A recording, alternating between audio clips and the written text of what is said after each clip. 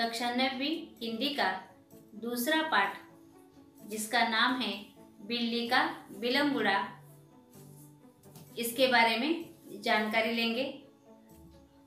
इस पाठ के लेखक है राजेंद्र लाल हांडा।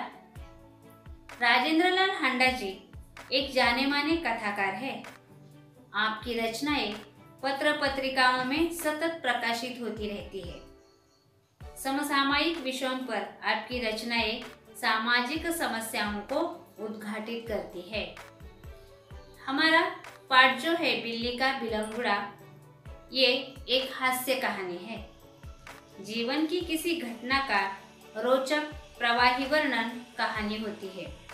इसमें किसी सत्य का उद्घाटन होता है और हास्य कहानी में से हल्के फुल्के हंसी के अंदाज में प्रस्तुत किया जाता है। प्रस्तुत पाठ में लेखक हांडा जी ने हास्य के माध्यम से गलतफहमी के कारण उत्पन्न विशेष स्थितियों का वर्णन किया। एक समय था जब घरों में बिल्ली का आना जाना बुरा समझा जाता था, परंतु आजकल की परिस्थिति के कारण पुरानी विचारधारा और परंपरा एकदम घपले में पड़ गई है। घपला मतलब गोलमाल, कुछ गड़बड़ी।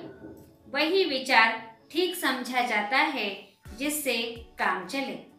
पिछले दिनों हमारे घर में बहुत चूहे हो गए थे। उन्हें घर से निकालने के बहुतेरे प्रयत्न किए गए, पर हमारी एक न चली।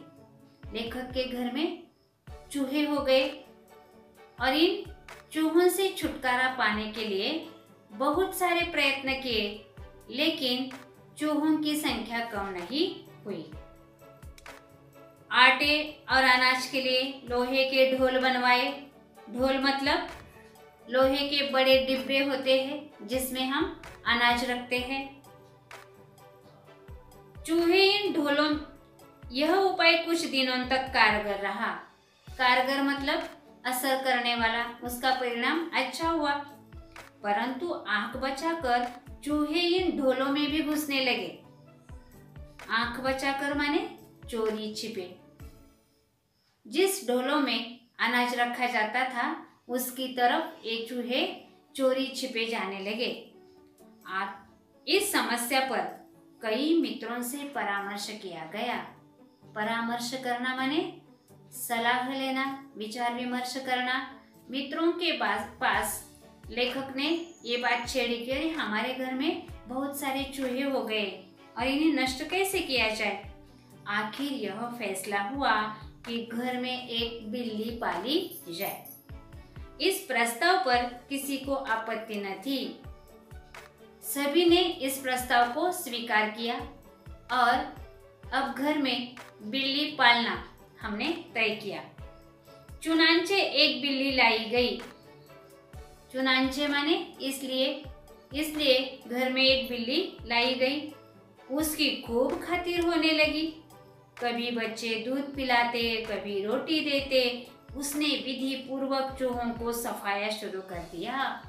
जैसे ही घर में बिल्ली लाई, तब बच्चों ने उसे बहुत दूध देना शुरू किया, रोटी खिलानी शुरू की और उसने भी क्या किया, विधि पूर्वक माने नियम के अनुसार उन्होंने चूहों का सफाया नष्ट करने के लिए उसने शुरुआत की। एक एक चूहा वो खाने लगी। देखते ही देखते चूहे घर से गायब हो गए। सब लोग बड़े खुश हुए। बिल्ली प्रायः सब लोगों की थाली से जूठन ही खाती, इसलिए हमें इसका कोई खर्च भी नहीं पड़ा। 2 महीने बाद वह समय आ गया जब हम चूहों को तो भूल गए और बिल्ली से तंग आ गए। हमने सोचा चूहे तो खाली अनाज ही खाते थे, कम से कम परेशान तो नहीं करते थे। यह बिल्ली खाने में भी कम नहीं और हमें तंग भी करती रहती है। उसके प्रति हमारा व्यवहार बदल गया। व्यवहार माने रवैया, ढंग। अब क्या हो गया, चूहे खत्म हो गए, लेकिन बिल्ली जो थी वो बिल्ली घर वालों को परेशान करने लगी, हैरान करने लगी और इसलिए जो लाड़ प्यार के साथ उससे जो व्यवहार चलता था, अब वह व्यवहार बिल्कुल बदल गया। बिल्ली भी कम समझदार जानवर नहीं, जो शेर के काबू में नहीं आई वो हमसे कैसे मात खा जाती। मात खा जाना मतलब पराजित होना, काबू वश। उसने भी अपना रवैया बदल दिया। रवैया माने चाल चलन, व्यवहार, ढंग। हमारे आगे पीछे फिरने की बजाय वह रसोई घर के आसपास कोने में दुबक कर बैठ जाती। दुबक कर माने छिपकर। और जब मौका लगता मजे से जो जी में आता खाती। अब देखो क्या करने लगी, हमारे इर्द गिर्द, हमारे आगे पीछे वो घूमती नहीं, फिर वह रसोई घर में ही छिप कर बैठती। और जैसे ही उसे अवसर मिलता, मौका मिलता, वह कुछ न कुछ तो खाती। इस तरह चोरी करते बिल्ली कई बार पकड़ी गई। एक दिन सुबह उठते ही मैं रसोई में कुछ लेने गया। देखता हूँ कि कोढ़े हुए दूध का दही, जो रात को बड़े चाव से जमाया गया था, बिल्ली खूब मजे से खा रही है। इस प्रकार रसोई घर में चोरी छिपे खाना खाते हुए कई बार बिल्ली को पकड़ा गया। अब चिंता हुई कि बिल्ली से कैसे पीछा छुड़ाया जाए। मेरा नौकर बहुत होशियार है। रात को काम खत्म करके जाने से पहले उसने एक खाली बोरी के अंदर 2 रोटियां डाल दी और चुपके से एक तरफ खड़ा होकर बिल्ली का इंतजार करने लगा। अब लेखक के घर एक नौकर था, वह बहुत होशियार था। उसने बिल्ली को पकड़ने के लिए एक बोरी लाई। उस बोरी में रोटी के टुकड़े रखे और वह बिल्ली को पकड़ने के लिए तैयार हो गया। बिल्ली आई, वह एकदम रोटियों पर झपटी। नौकर ने तुरंत बोरी का एक सिरा पकड़कर उसे ऊपर से बंद कर दिया और जैसा अमरू चाहता था उसी प्रकार हो गया। बिल्ली बोरी में रखी हुई रोटी खाने के लिए अंदर गई और उसी समय बोरी का वो जो मुंह था, वो मुंह हाथ में बंद करके उसने रखा। रस्सी के साथ बोरी का मुंह बांध दिया गया। चूंकि अब रात के 10 बजे थे और ये सब करते करते रात के 10 बजे थे। मैंने अपने नौकर अमरू से कहा कि सवेरे बिल्ली को कहीं दूर छोड़ाए, जिससे वह इस घर में वापस ना आ सके। और फिर मैंने अमरू को कहा, देखो अब रात बहुत हो गई है, बड़े सवेरे उसे कहीं दूर छोड़ाना। सब लोगों को चाय पिलाते पिलाते अमरू को अगले दिन 8 बज गए। मैंने याद दिलाया कि उसे बिल्ली को भूली भटियारिन की तरफ छोड़कर आना है। भूली भटियारिन मतलब सुनसान जगह। अब देखो सभी लोगों का चाय पान करते करते सवेरे 8 बजे। फिर लेखक ने अमरू को याद दिलाई कि तुम्हें बिल्ली को छोड़ाना है। बोरी कंधे पर लटका अमरू चल दिया। बात आई गई हो गई। मैं हजामत और स्नान आदि में व्यस्त हो गया, क्योंकि 9:30 बजे दफ्तर जाना था। अब अमरू ने क्या किया, वो जो बंद बोरी में बिल्ली थी, वो बोरी अपने पीठ पर उठाकर वो चला गया। लेखक भी दफ्तर जाने वाले थे, दफ्तर, कार्यालय, ऑफिस। फिर उन्होंने अपनी तैयारी करना शुरू कर दिया। गुसल खाने में मुझे जोर का शोर सुनाई दिया। गुसल खाना मतलब नहाने का घर। मैं नहाने में व्यस्त था और कुछ गुनगुना रहा था, इसलिए मेरा ध्यान उधर नहीं गया। 2 मिनट के बाद ही फिर शोर हुआ। इस बार मैंने सुना कि मेरे घर के सामने कोई आवाज लगा रहा है, आपका नौकर पकड़ लिया गया है, अगर आप उसे छुड़ाना चाहते हैं तो छप्पर वाले कुएं पर पहुंचाइए। फिर वो चला गया। मैं मेरा काम करने लगा।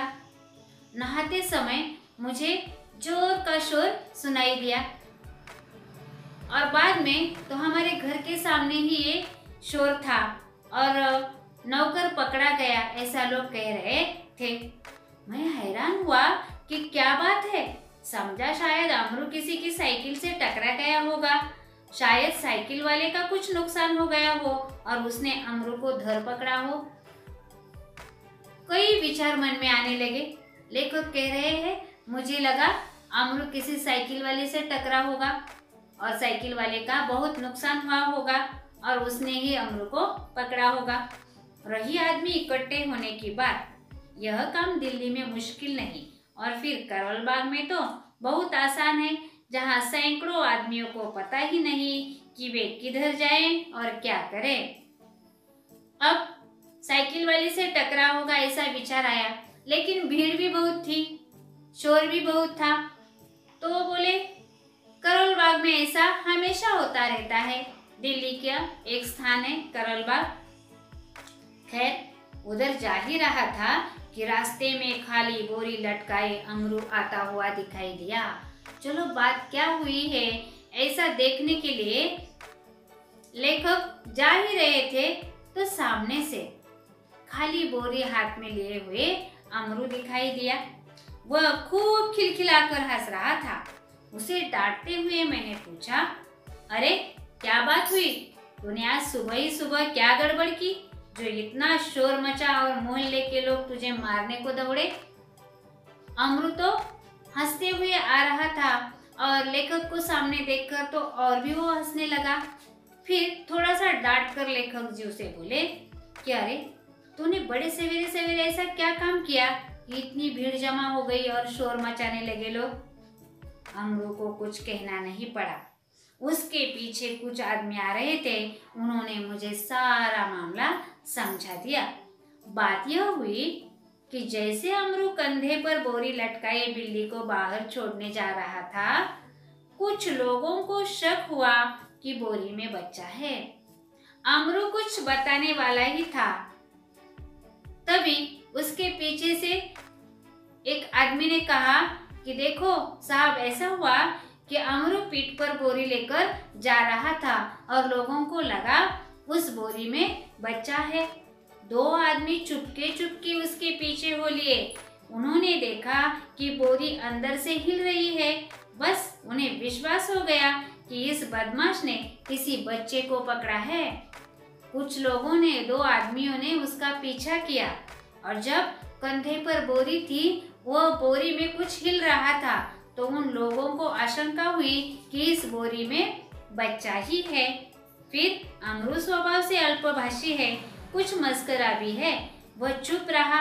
देखते देखते 50 आदमी इकट्ठे हो गए और अल्पभाषी माने मितभाषी, कम बोलने वाला। अमरू थोड़ा सा कम बोलने वाला था और देखते ही देखते 50 भर आदमी वहां पर इकट्ठा हो गए। उनमें से एक चिल्लाकर कहने लगा, घेर लो इस आदमी को, यह बदमाश उसी गिरोह में से है जिसका काम बच्चे पकड़ना है। देखो इसकी बोरी में कुछ है, हिल रहा है, शायद बच्चा ही है। इसे पकड़ लो, इसे छोड़ना मत, क्योंकि हमें तो लगता है कि बच्चे पकड़ने वाला जो समूह है, समुदाय है, टोली है, गिरोह माने समुदाय, उसी में से एक ये है। उस जगह से पुलिस थाना भी बहुत दूर नहीं था।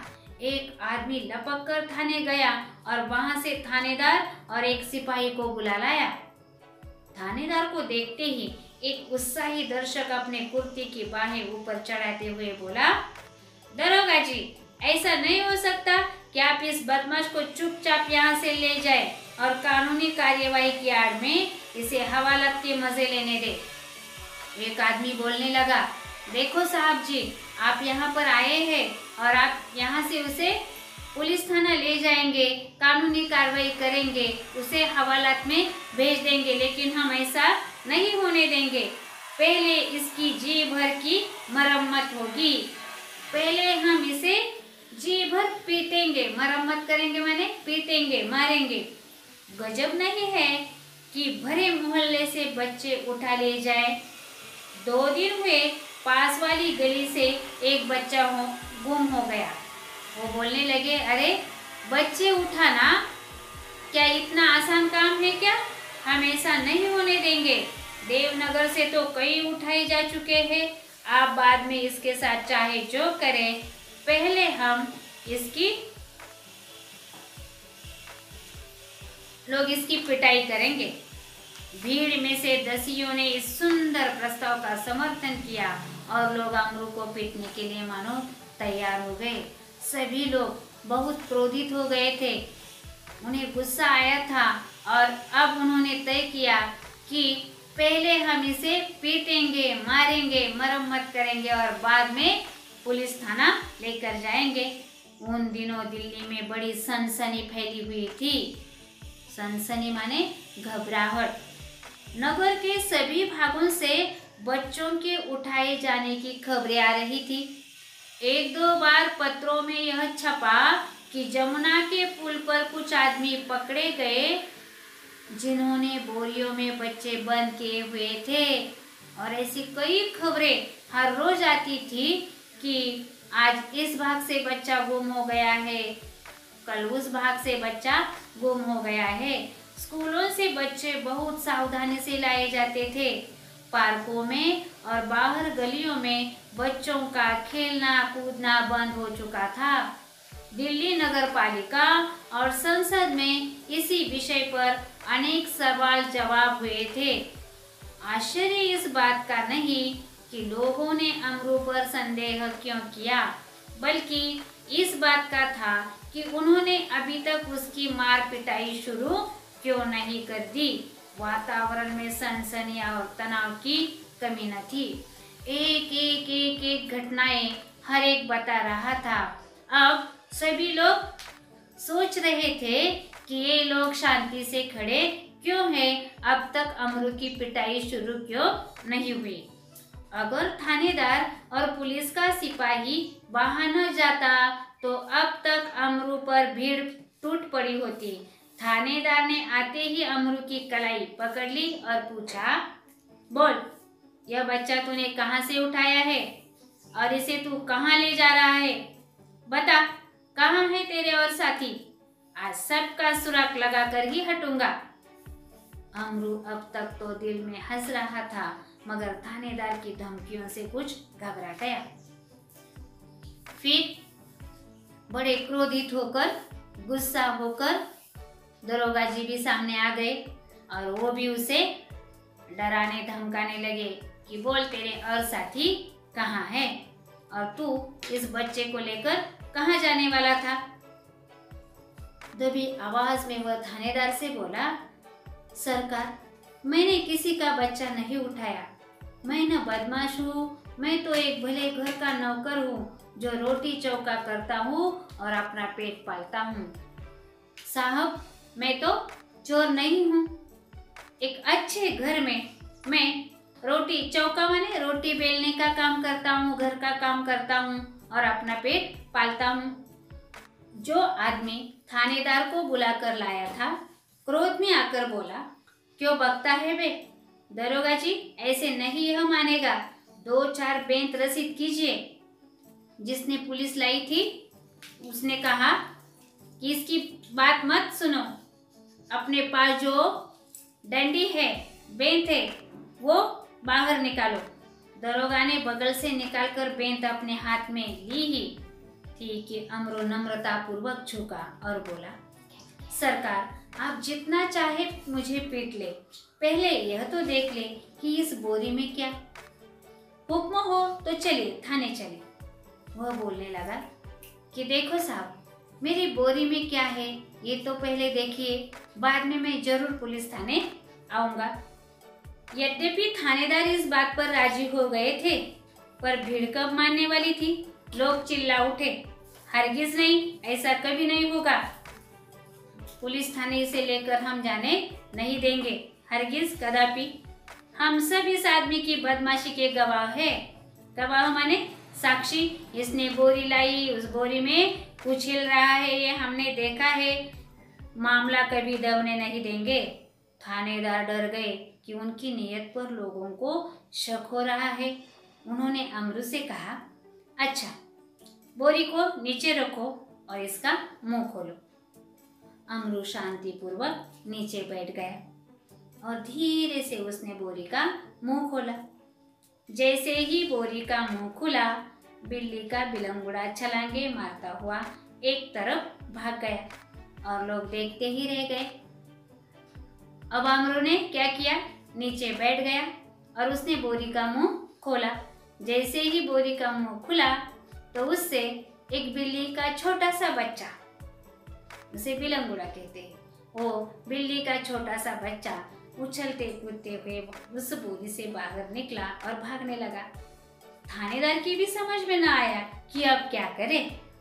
वह थाने की तरफ मुड़ा और एक तांगे वाले की पीठ पर बेंत मारते हुए बोला, जानते नहीं कि रास्ते में तांगा खड़ा नहीं करना चाहिए।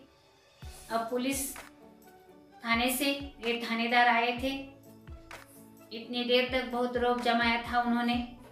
अब उन्हें भी कुछ सूझ नहीं रहा था। सामने एक तांगे वाला खड़ा था। उस तांगे पर उसने अपने हाथ में जो बेंत थी वो बेंत लगा दी और कहा कि यहाँ पर तांगा खड़ा नहीं करते, तुम्हें मालूम नहीं। इस प्रकार अपनी झेप मिटाने का यत्न करते हुए, झेप माने लज्जा शर्म मिटाने का यत्न करते हुए दरोगा जी चले गए और अमरू हंसता हुआ वापस घर आ गया। तो फिर देखो बच्चों, इस प्रकार कभी कभी